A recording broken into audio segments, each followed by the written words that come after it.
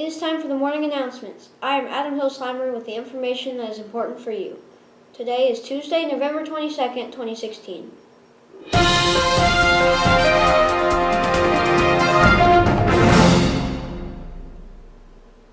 The final day of the very short week has arrived. Thanksgiving break begins tomorrow, so don't you wonderful people come to Jinx West Intermediate until next Monday.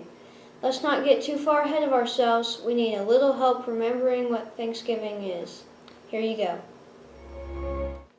We're all familiar with the story of the first Thanksgiving when the Pilgrims invited local Native Americans to share a meal with them. But we bet you didn't know Thanksgiving didn't become an annual tradition until more than 200 years later. That first Thanksgiving in 1621 wasn't just one big meal. It was a 3-day festival of eating, hunting, and other entertainments in honor of the Pilgrims' first successful harvest. The Indians killed 5 deer as gifts for the colonists, so venison was definitely on the first Thanksgiving menu. But we bet you didn't know that turkey was not. They also didn't have pumpkin pie or potatoes, which hadn't been introduced to New England yet.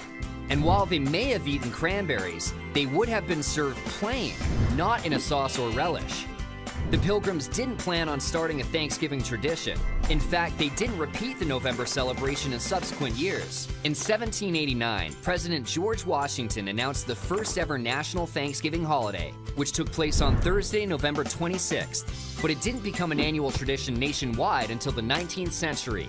That's when an American writer named Sarah Josepha Hale, most famous for writing the nursery rhyme Mary Had a Little Lamb, was inspired by a diary of Pilgrim life to recreate that first Thanksgiving feast. Beginning in 1827, Hale waged a nearly 30-year campaign to make Thanksgiving a national holiday. She also published recipes for pumpkin pie, turkey, and stuffing that probably didn't appear on the Pilgrims' plates, but would become the staples of modern Thanksgiving meals.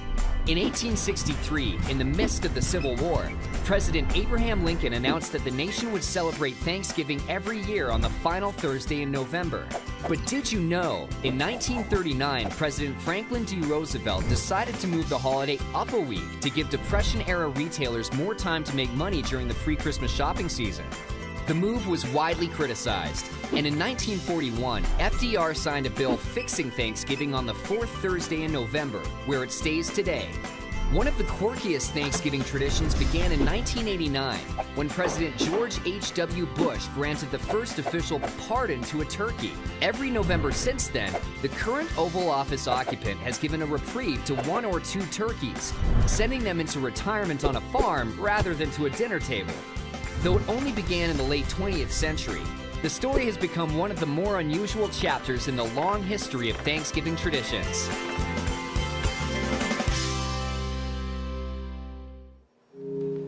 Here's today's lunch menu. Beef steak sticks, whipped potatoes, cream gravy, and dinner roll. Teacher Tuesday trivia is canceled for today, but it will be back next week. Have a fun break. That's a wrap for today. Please stand for the Pledge of Allegiance and remain standing for the moment of silence. I pledge allegiance to the flag of the United States of America and to the republic for which it stands, one nation, under God, indivisible, with liberty and justice for all.